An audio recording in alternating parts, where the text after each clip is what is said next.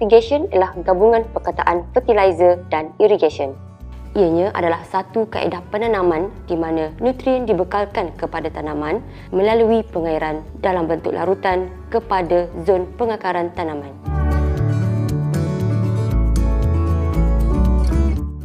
Kebaikan fertigasi ialah yang pertama, mengurangkan kos operasi, yang kedua, meningkatkan produktiviti dan kualiti, yang ketiga, menjimatkan masa, yang keempat, meningkatkan kecekapan ladang, yang kelima, mengurangkan penggunaan air dan baja, yang keenam, mengelakkan pencemaran nutrien di mana garam tidak meresap masuk ke dalam tanah, dan yang terakhir, mengelak jangkitan patogen bawaan tanah.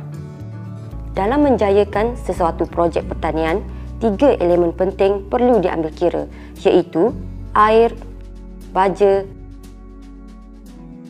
dan cahaya. Projek pertanian yang berjaya perlu mengambil kira 6 faktor utama, iaitu yang pertama, pemasaran, yang kedua, pengurusan, yang ketiga, tapak ataupun tanah, yang keempat, tenaga kerja, yang kelima, jentera ataupun teknologi, dan yang terakhir, modal ataupun duit.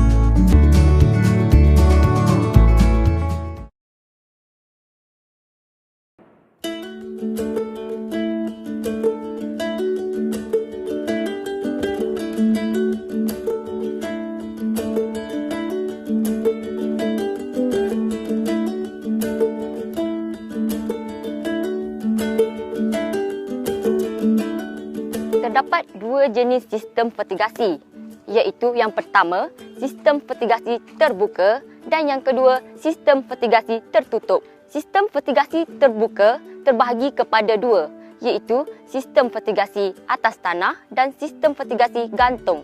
Fertigasi di atas tanah ialah satu kaedah di mana media tanaman diletak dan disusun di atas tanah seperti ini.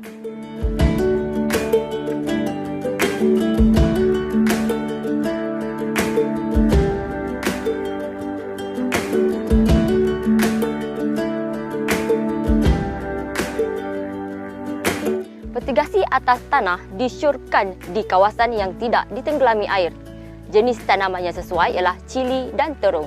Namun, kaedah ini juga sesuai untuk tanaman seperti timun, peria, petola dan rock melon jika dipasang junjung.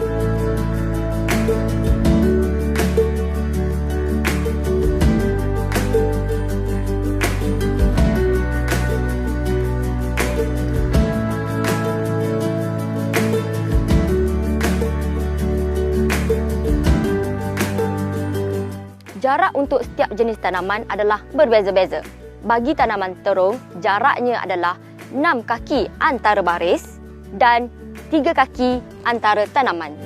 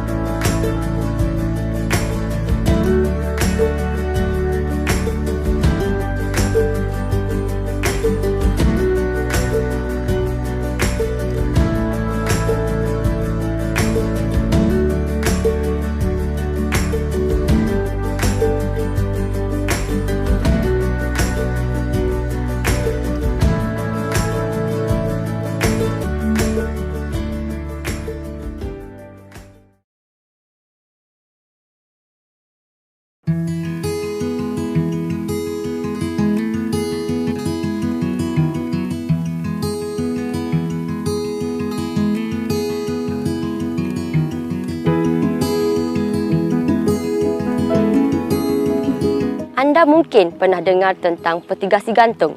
Mungkin ramai yang tidak tahu bagaimana untuk menyediakan fertigasi gantung dengan cara yang betul.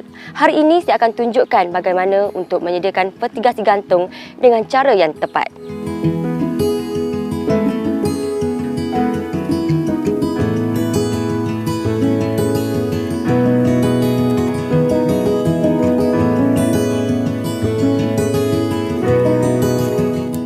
Struktur binaan petigasi gantung disyorkan pada ketinggian 6 kaki ataupun mengikut kesesuaian pengusaha. Polybag digantung pada paras 3 kaki dari tanah dan jarak antara pokok adalah 3 kaki, manakala jarak antara baris tanaman adalah 6 kaki.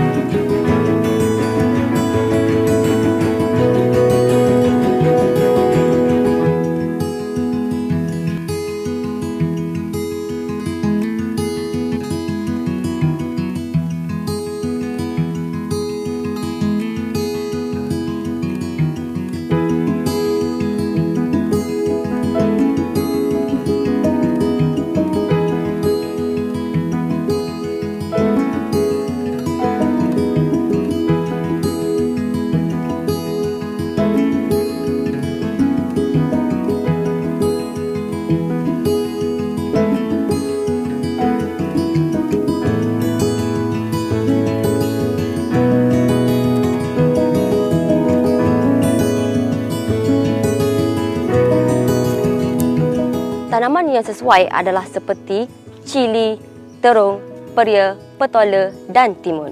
Antara kelebihan penanaman petigasi gantung adalah yang pertama, terhindar dari risiko banjir.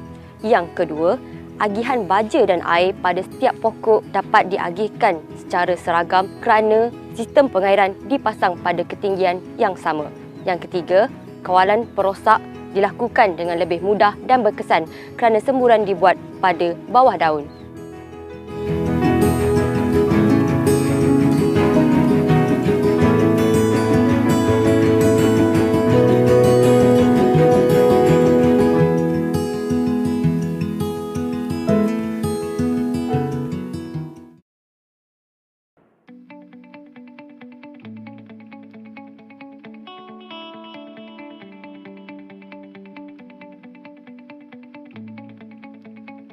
Hari ini saya akan kongsi cara-cara untuk buat bancuhan baja fertigasi.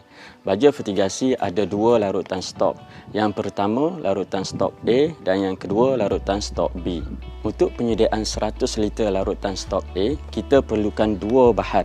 Yang pertama kalsium nitrat sebanyak 10,580 gram dan yang kedua iron silat sebanyak 190 gram. Itu larutan A. Baik, sekarang kita tengok pula kepada larutan B. Untuk penyediaan 100 liter larutan B, kita perlukan 8 bahan. Yang pertama, kalium nitrat sebanyak 6,600 gram. Bahan yang kedua, magnesium sulfate 4,030 gram. Bahan yang ketiga, monokalium hidrogen fosfat sebanyak 2,220 gram. Bahan yang keempat adalah asid borik sebanyak 28.5 gram. Bahan yang kelima, manganese sulfate 17 gram. Bahan yang keenam adalah zinc sulfate 14.5 gram. Bahan yang ketujuh adalah kupron sulfate 1.9 gram. Bahan yang ke-8 dan terakhir adalah natrium molybdate 1.2 gram.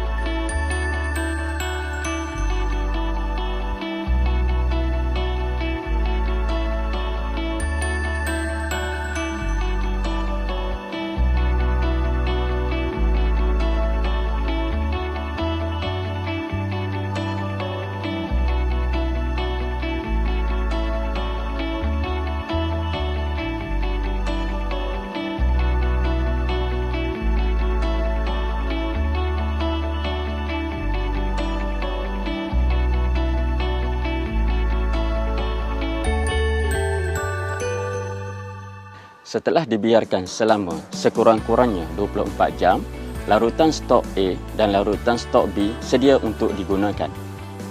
Untuk kepekatan 2.0 milisimen sebanyak 18 liter larutan stok A dan 18 liter larutan stok B diperlukan bagi saiz tangki 600 gallon atau 2400 liter. Kedua-dua larutan stok A dan stok B mestilah sama banyak.